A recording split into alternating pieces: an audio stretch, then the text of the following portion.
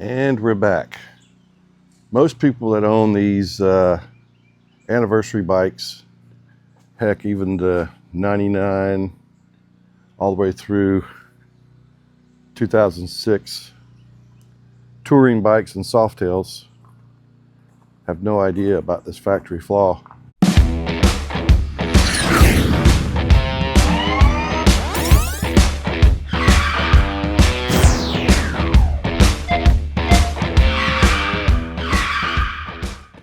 I'm going to be pulling this one into the shop here, and we'll go over what we're talking about. Hang in there.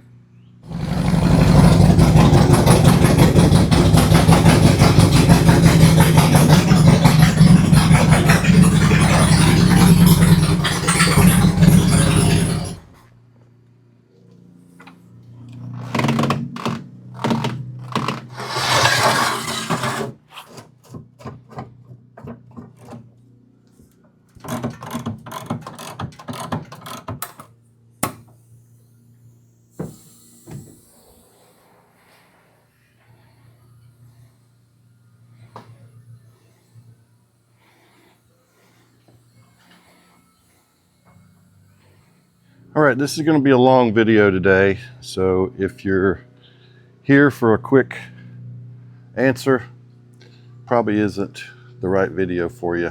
I'll give you an idea of what I'm going to be doing. So the first thing I'm going to do is I'm going to pull the factory exhaust off. We're going to reuse the fishtails, but we're not going to reuse the headers. They don't have the 18mm O2 sensor ports. Plus, about every pair of headers that I've seen cracks right in here. I'm sure we'll find the crack when we take it apart. So that's the first thing we'll do. Second thing we'll do is pull the cam cover and inspect the cam chain tensioners. That's what this video is about. Cam chain tensioners from 99 to 06. I know a ton of people know about it, but there's also more people that don't. So I'm going to share this information for you and with you. So if you're out there looking for a used bike and you run across a good deal on a 99 to 06 twin cam other than a Dyna, you'll know what questions to ask. It could be an expensive repair sitting right in your lap as soon as you drive away. So you need to be educated about what these engines are and what it takes to get them right. All right, so hang tight. So I'm probably just going to ramble on during this whole video. Who knows what subjects might come up. We got to start the day off with a Mountain Dew. Zeros, to be exact. This is a non-endorsed product, but it's a good one. It gets the day going nicely.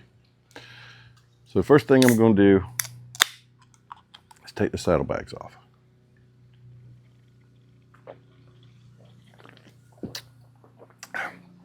Check out this product placement. All right.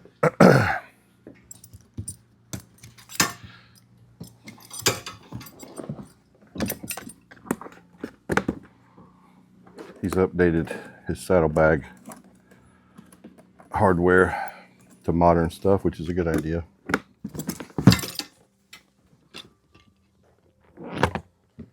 Okay, now we're going to remove the fishtails off the bike. There it is. All right. And boom. All right, this next part, I'm going to probably put a time lapse on because it's going to take a little bit of time. The factory headers are really fun to remove. So just hang back. I'll be back with you in a minute.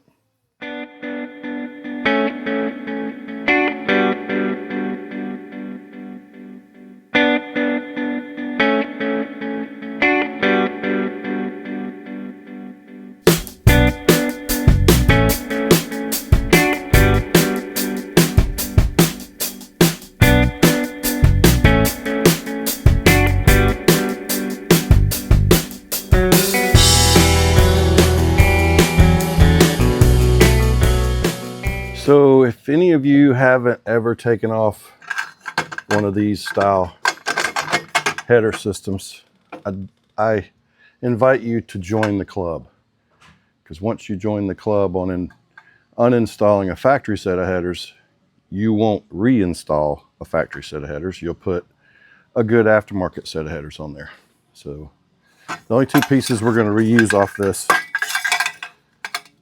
are the flanges, so we'll save those. And that's why I went to a time lapse, because there's sometimes where this can be a hour-long ordeal, if not more. But one thing I do want to show you about this particular bike is just how clean it is. This is a 2003. We're in 2026. That makes it 22 years old, if my math is correct. If it's not, correct me. I graduated from Enterprise High School. We didn't cover math. All right, so one of the key things I look for on these older bikes is the fork leg condition. If you'll look here, the clear coat is still intact. I highly doubt they've been replaced. If you'll notice the hardware, no corrosion. All right, let's just cruise on through here and take a look. A lot of times you'll see corrosion on the header studs. There's basically none there. Very clean. Look at your brake caliper. It looks brand new. Shock bolts, those are factory. They look like the thing just come off the showroom floor. All the hardware, nothing's corroded. Nothing at all. Paint job's flawless. Even the pulley bolts. These are all factory. This is all factory hardware. These corrode really bad. That one still has luster on it. It's got a lot of covers on it. That's acceptable, but that's not what I'm trying to show you here. What I'm trying to show you, factory reflector. How many times do you see that? It's 100th anniversary. I think they call this gunmetal, something gunmetal blue. You can correct me down below. It's been a long time since I've seen one of these up close like this, but even the caliper, just beautiful condition. All the controls are still black. The paint's not coming off. This windshield's nice and clear. He's updated the lights, but that's okay. Most of the time on these things, we're bike this old, all this stuff's gone. So the owner's name is Scott, and he came to me through, I guess, word of mouth. I'm not sure. But he called me and asked me some questions. I know he was giving me a job interview. Most people do. I have to apply for a job every day. And I usually get the job. There's times I don't, but most of the time I do. So let me introduce you to Scott. He sent me a video, and I'll share with you some of Scott's thoughts right quick before we keep going. Hi, my name's Scott. I'm here to share a somber story with you. Somber story about a girl that's dear to my heart, who suffers from a defect born with, as most her age were. From the time she was conceived, she's had this defect, and I'm reaching out to a specialist to see if I can get her taken care of. Her name is Sapphire. I'll introduce you to her, and then you'll understand why I'm going to see this specialist. This is Sapphire. Sapphire is a 2003 Road King Classic with an 88 cubic inch engine. And the problem with this little girl is she was born with a defect in the fact that the cam tensioners located here in the cam chest were spring loaded, and they're renowned for failing generally between 20 and 30,000 miles, but I don't want to chance it. Sapphire has 22,700 miles on her. I bought her last year. I'm the second owner. She runs like a champ right now, but I'm not going to chance it. I'm going to let Steve Carr from Samson V-Twin in Samson, Alabama, take care of her. When she comes out of his shop, she's going to be better than new. Well, there you have it, straight from the horse's mouth. If that isn't an endorsement, I don't know what is, folks. What? Were you saying something? So we're going to go ahead and get started now, pulling the original cam cover off of this thing. I hope it's original. Sure do. So one of the first things we're going to have to do is pull the plastic covers off. See if we can get those to come off without any problem. We could save them. Let's try to save them. How about that? Oh, that one didn't get saved. Okay, let's go ahead and get these off here. Exact holes they came out of.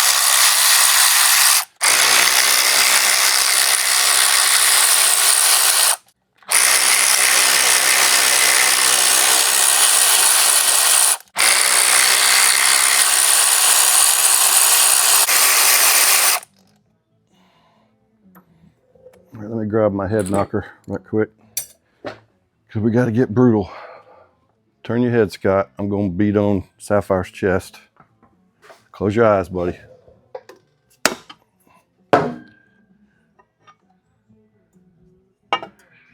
There's the problem. It's not a problem yet. He caught it. He's doing the right thing. But he does show some wear. She shows some wear. Scott don't show no wear yet. He's not old enough to show wear. Let me give you a close-up here. So those of you that don't know about this thing, you will now know about it. You see this tensioner right here? It has a twin back behind here. I think you can see the spring right there behind it. But this thing is spring-loaded. It's constantly got pressure that way at whatever pounds that spring was designed at. What happens is it causes this shoe to wear prematurely. I have seen these things in many different bikes. Literally, this chain wears through this shoe and it's cut down that metal part right there all the way to the pin. I've seen it with my own eyeballs. So if it's doing it out here, it's doing it in there. Guess what's right behind here?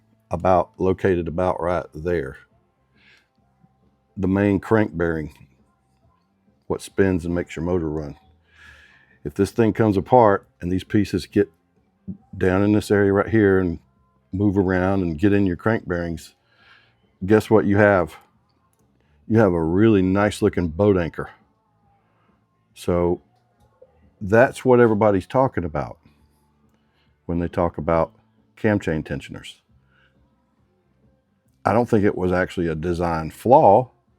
I just don't think they thought it through when they put these things together.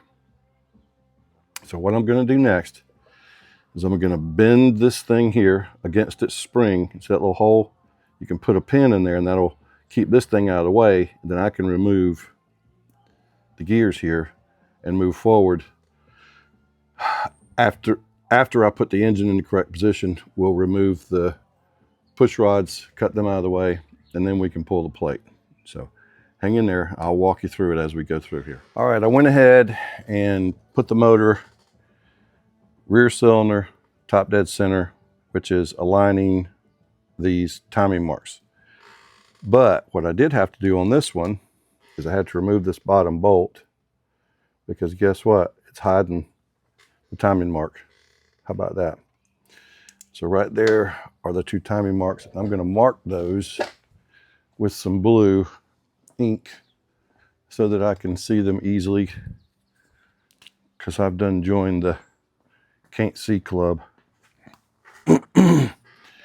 Can't See Club, even though I got new eyeballs.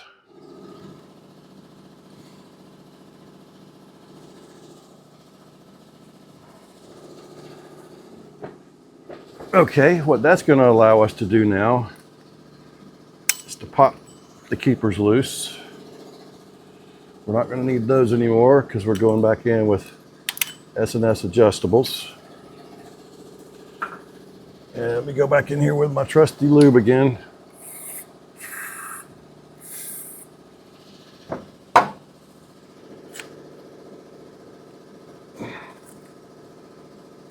All right, so now I should be able to turn these, and I can. Turn them by hand. That means there's no tension whatsoever on the valve train up here.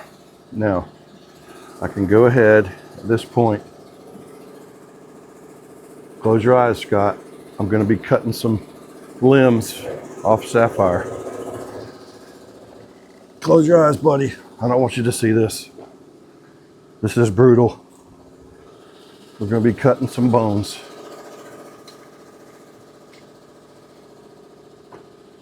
Oh, you hear her screaming? Nope, she's not screaming because she's asleep.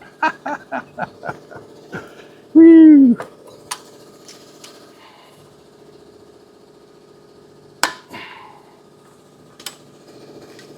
That's the rear cylinder. Now I'm going to spin the engine over, put that timing mark 180 degrees out. That will put the front cylinder top dead center compression stroke.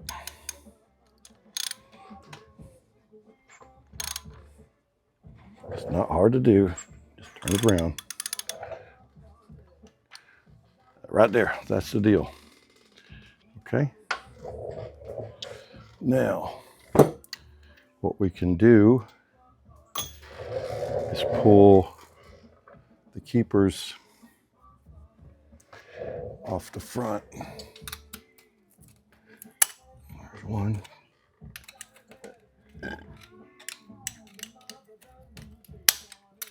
Two. Put a little spray in there. A little spray. Pop these up just like that. And see if they spin. That one spins. And that one spins. We're clear. And there you have it. Now in this case, we're going to be putting lifters in here too. So this cover is going to have to come off. This cover is not normally here. These bolt covers will get sacrificed. These will come out. The lifters will come out and get replaced with new ones. All right, I'm going to go ahead and get this out of the way. Put a little keeper in there now. So we can go ahead and take that one off.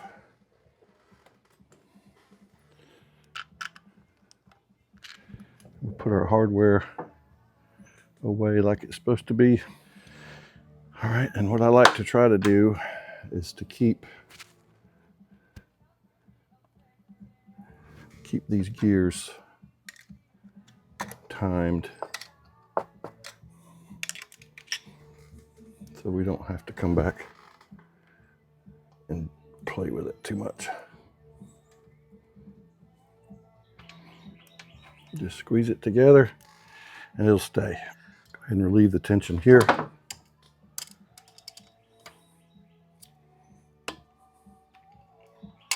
All right, let's get these lifters out of the way.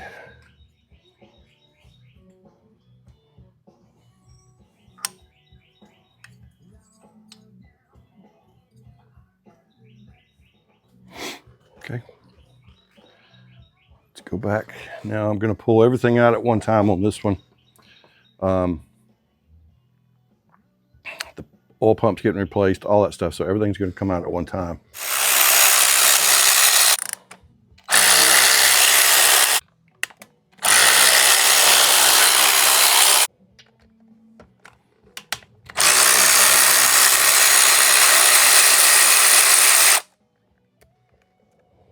All right, with any luck, we should be able to pull this out without any problems. Let me guess if I can get it started.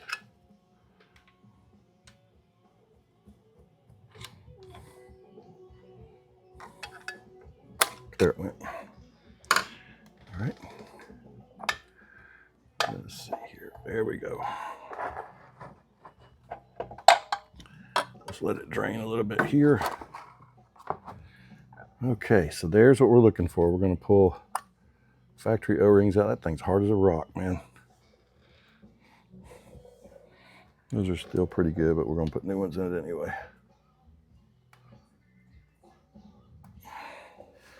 So next thing is bearings, inner bearings. And that's going to be one of those procedures that's really, really tedious and fun. So let me get the correct tools here. All right. So here we go. We are going to be removing each cam bearing. Okay. So this is the particular tool that's used. I don't know that I've gone over this with you. A lot of people know it, a lot of people don't. This ain't for those that know, this is for those that don't. All right.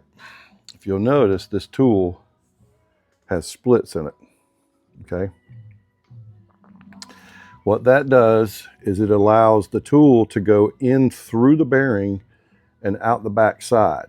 Okay, these edges right here will catch the bearing and pull it through. But what's going to keep these things from collapsing? This rod here. This rod goes in from the back side. That's what she said. And then it will keep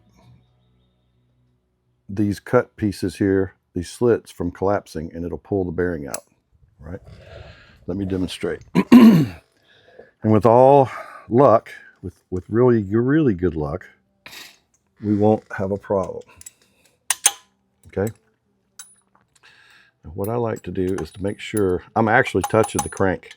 That clicking, I'm actually touching the crank. So what we're going to do is we're going to go ahead and put this rod in there. And I like to tap it gently until it too touches the crank.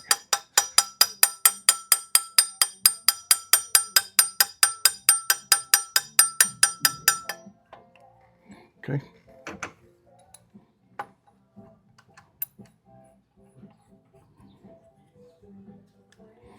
We're going to tighten this down. I'm going to go over to that sale that I went to yesterday. See if they still got some jalapenos. Because they had a whole flat of 4 for $5. Mm-hmm.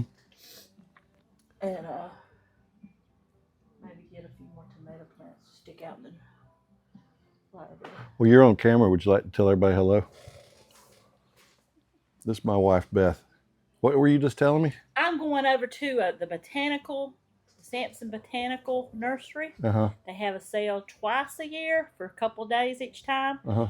And they have beautiful plants. Oh. So yesterday I loaded down my my golf cart with plants. You couldn't even hardly see the golf cart for the plants. So Oh. Tell everybody about your YouTube channel. today I'm going to go get me some vegetable plants.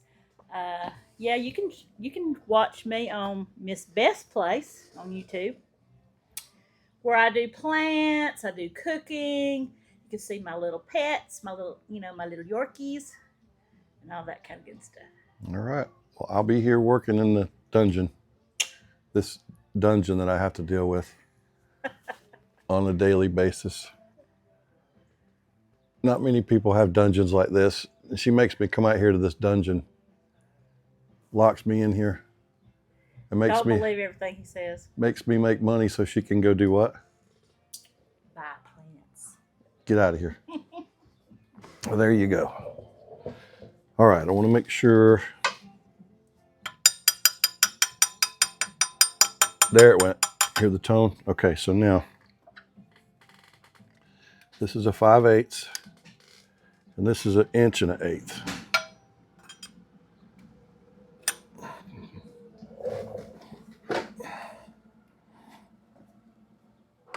You'll probably hear it snap here in a second. There it went. Okay, that's the bearing coming loose, which is good. It's a good sign.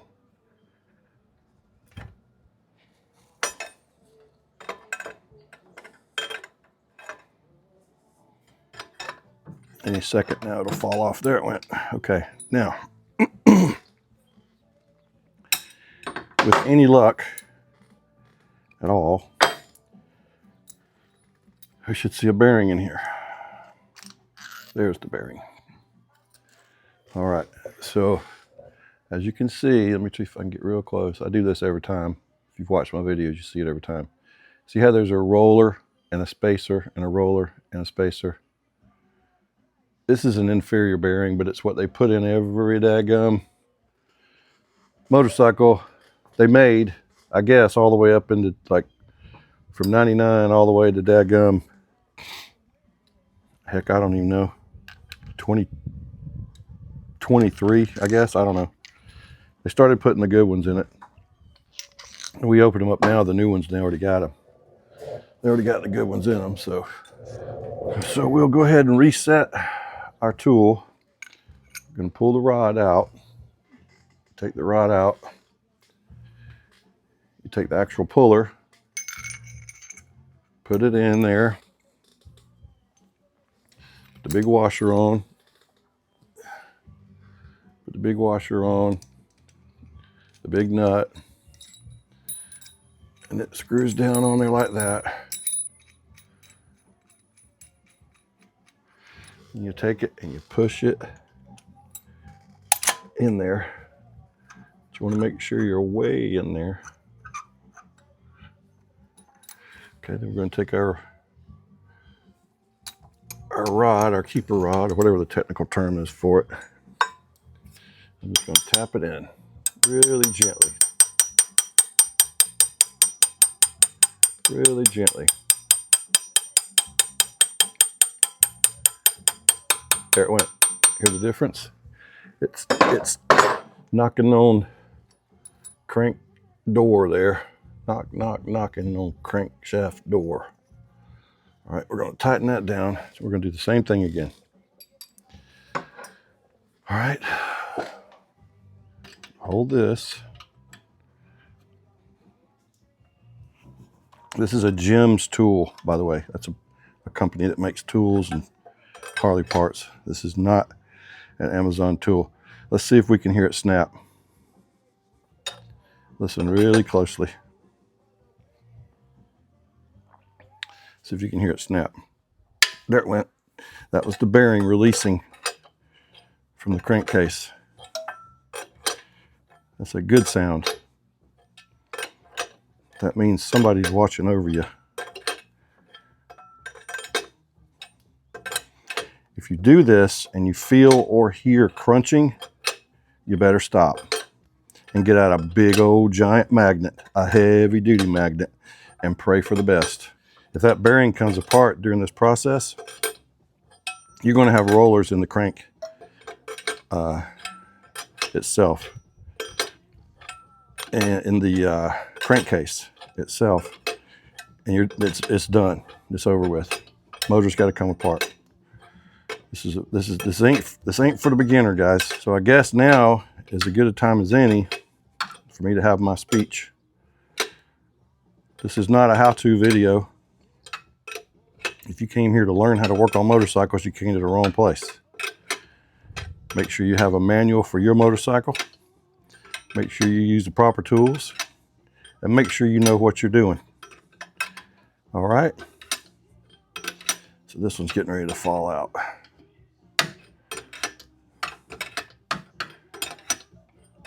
Here any second.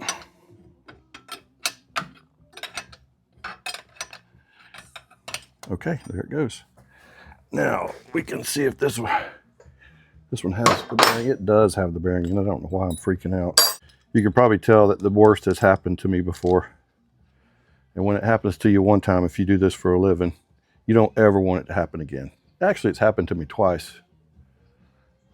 It's not a fault of anything or anybody.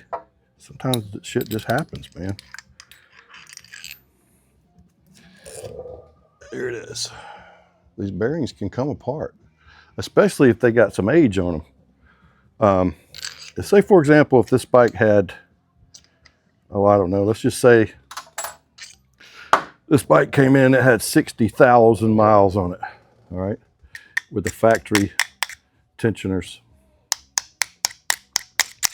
Well, there's a very good chance that these bearings are literally falling apart. Okay. A real good chance. I've seen it. And so all you can do is, you know, either at that point tell the customer, hey man, I got to split your cases. They're going to go, what? Yeah, I got to split your cases to get these bearings out. Or you can chance it. If you chance it and you win, you win. If you chance it and you lose, you lose.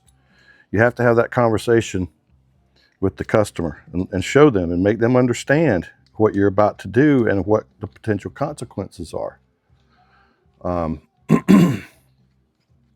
You know, there's been chances, there's been times when it's just been a mess, you know.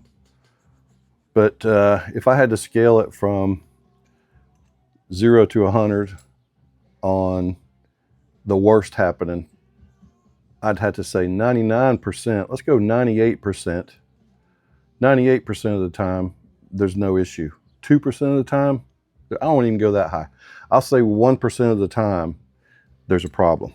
Okay, that's pretty slim. Don't be in that 1%, bro. That's all I'm telling you. Don't be in that 1%. It seems like a slim chance, but All right, so now we're gonna grab 2 new bearings. I keep them in stock with the correct tool. All right, I do this every time and I'm gonna do it again. All right, so there's the old bearing. Notice the rollers. There's the new bearing. Notice the rollers. The new bearings have twice as many rollers as the old bearings. New bearing, old bearing. New bearing, meet old bearing. Hey bro, have a good time in my motor. Will do, son, go retire. See you later, I'm gone. So this one's going back in the motor. So what we'll do is there are words and letters and numbers here on the outside. On this side, it's kind of round. So you want to put the kind of round side pointing in. There's a reason for it. One is it's tapered and it won't have trouble going in the hole. That's what she said. And 2, if somebody looks in there, they can see what the part number for the bearing is. So we'll just go ahead and put a little assembly lube on there. Ain't gonna take much. Just don't want it to have a dry start. Okay. Now what we will do is load them on the tool. Numbers down. Okay.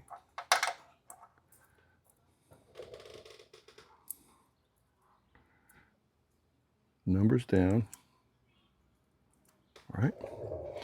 Now, let's orient the tool correctly. There is a top and a bottom. And I had it upside down, so there it goes like that. All right, so I got these adjusted too far out. So I've got to come back down a little bit with them.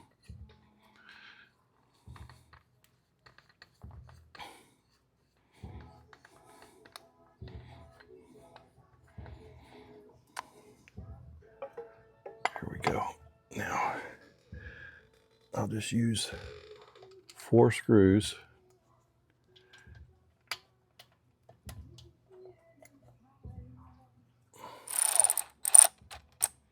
Don't have to be super tight, just need to be snug. All right. My 3/4 socket and a flashlight. You don't have to do this, but I do it because I just want to make sure everything's good. Look down in there, you can see it. You can watch the bearing go right into place. I just always like to make sure, you know that it's going to. I mean, you just know it will, but don't want to be that 1%. All right, so then we just gently crank that into place. And if you'll notice, I'll show you again. I'm just barely pushing that in. See, there's hardly no tension. So we're gonna wait for some resistance. That bearing's gonna hit like a shelf back there or a ledge. It can't be pushed in too far, but you also can't be Superman putting it in. You just wait for it to stop. You can see on the tool here, the shiny part. We use these on the M8s. We use these on the 2nd gen twin cams. We use them on the 1st gen twin cams. So you can pretty much tell where it goes. This is my hurt wrist, so that's why I'm assisting myself. Okay, right there. That's it. That's the end of it. Let's do this one.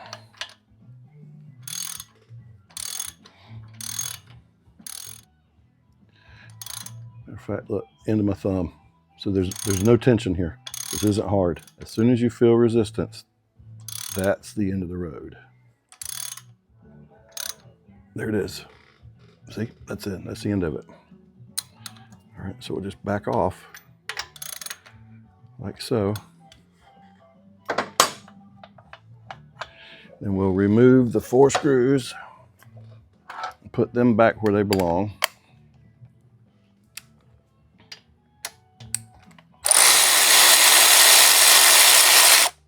All right, let's see if we can work on getting these lifters replaced. I'm gonna go ahead and let the ones drop out that'll drop out. There's 2 of them. And we got to remove some covers. All right, this cover comes off now.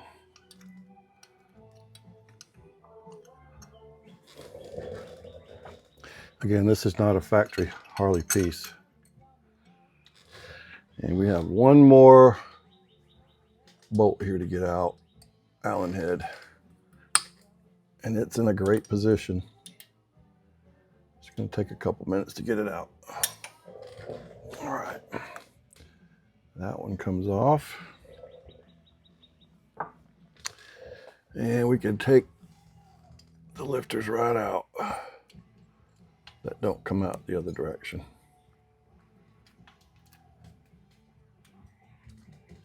Okay.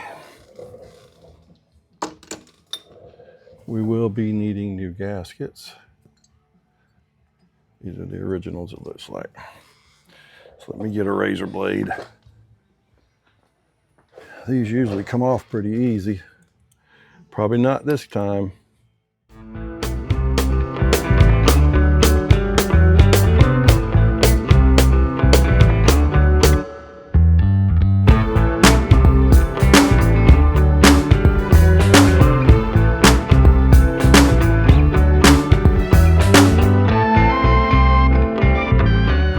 All right, let's blow off all the little pieces here.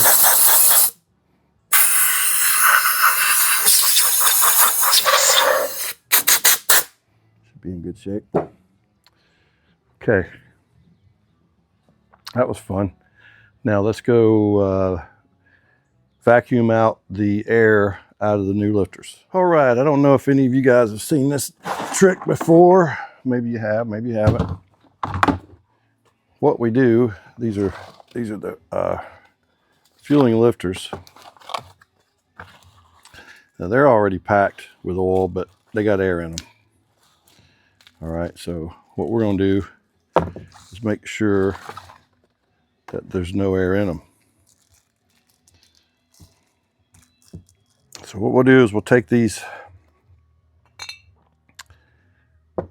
4 lifters, strap them in like so. So we can pull them out at one time without having to make such a mess. All right. Now, in theory, you can drop these things down in there just like that. Put the cap back on.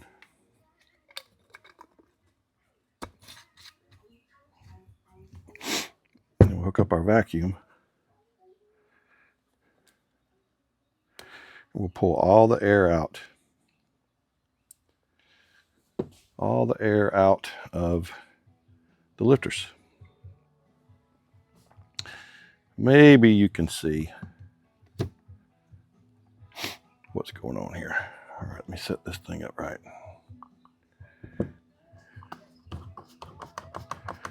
Maybe you can see the air coming out.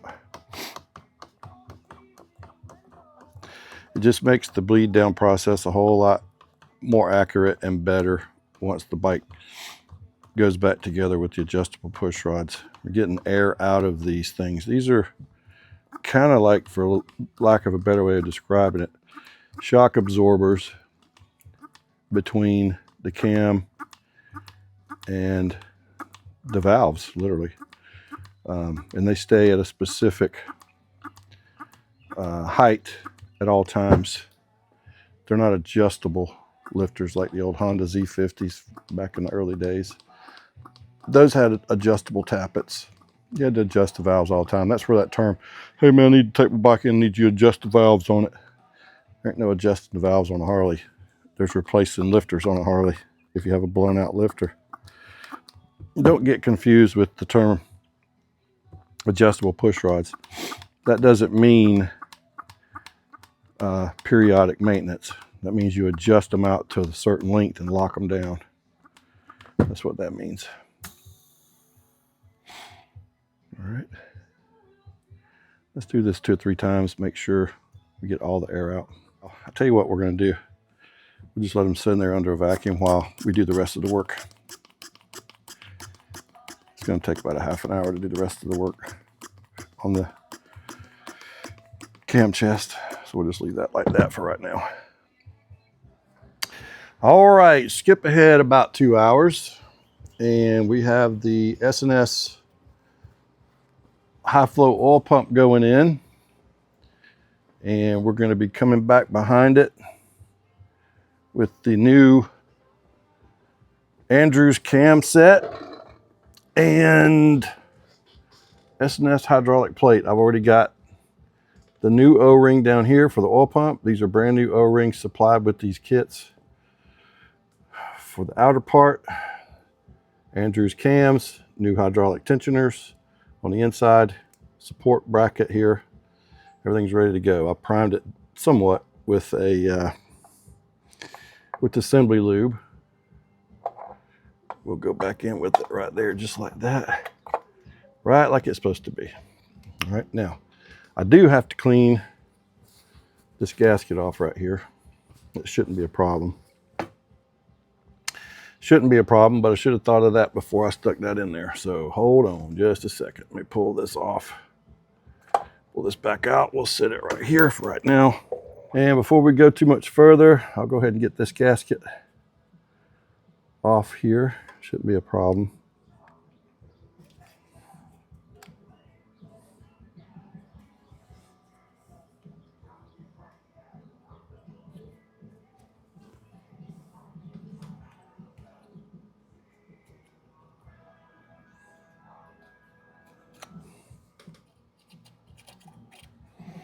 All right, now we can go back on with the plate. And it goes on pretty easily.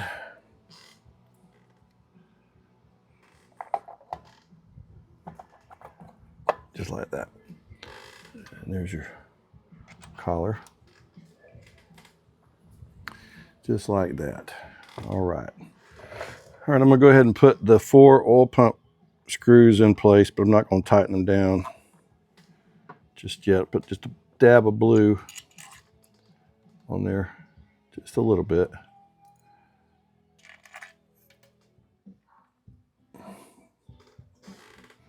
You always want to snug the oil pump down last after the outer bolts.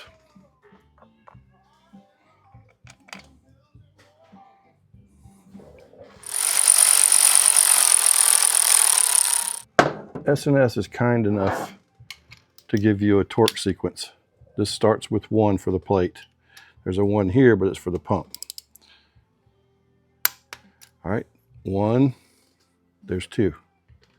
Let's go over here to 2. All right, 2 to 3.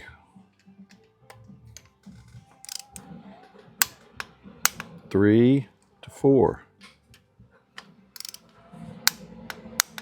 4 to 5. And 5 to 6. All right, let's go back over them one more time and just double check. 1, 2, 3, 4, 5, 6. Notice I'm giving it a little extra grunt. Okay. Oil pump. 1,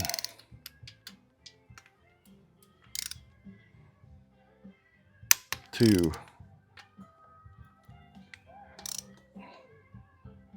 3,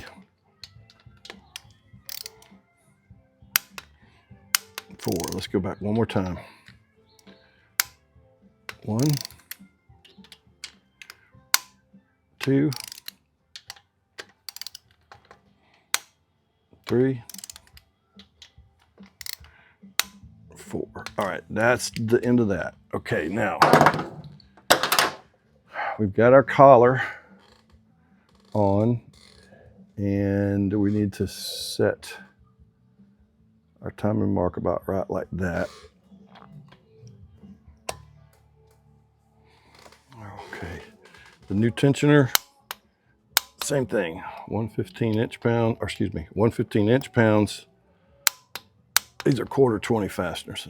One more time.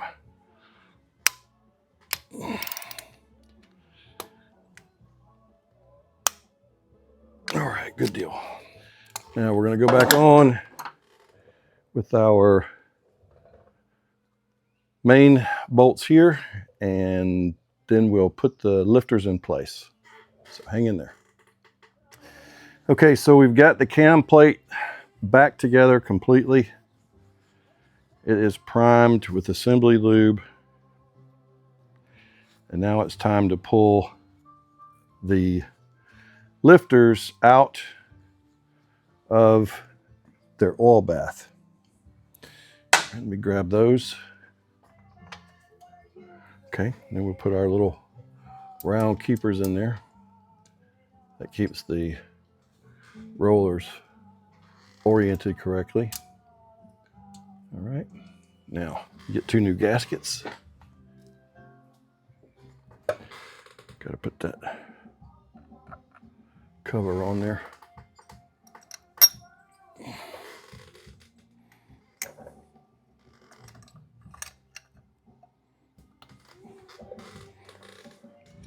Three, 4, 6, 7, 8, 24.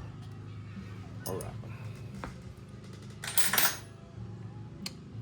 Put just a little dab of blue right there.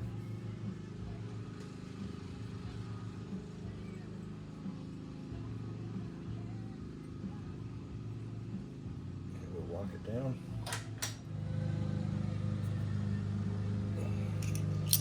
Let's check it and see if it's free. And it is. All right. Good deal. Go ahead and put those in like they're supposed to be.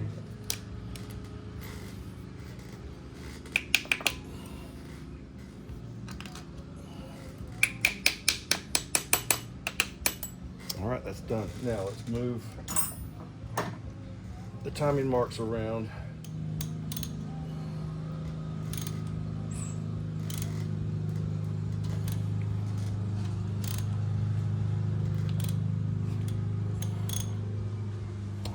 There we go. Now that means top dead on the compressor stroke for the rear. So we can put the rear push rods in now.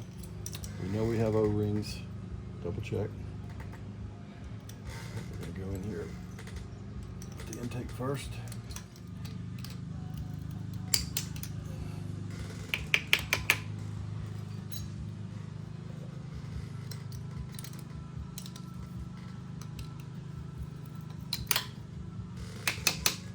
All right, that is the name of that tune.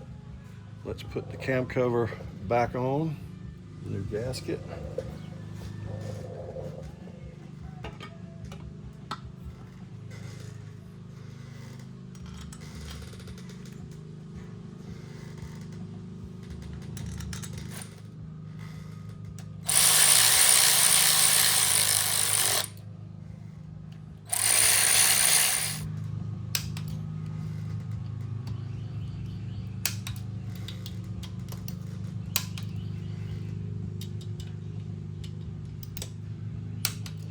Grab a clean towel here while we got access to the entire cover, and wipe that down a little bit.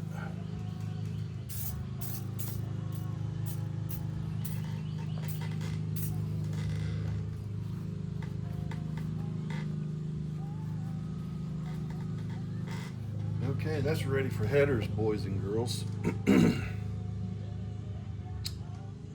Ready for headers.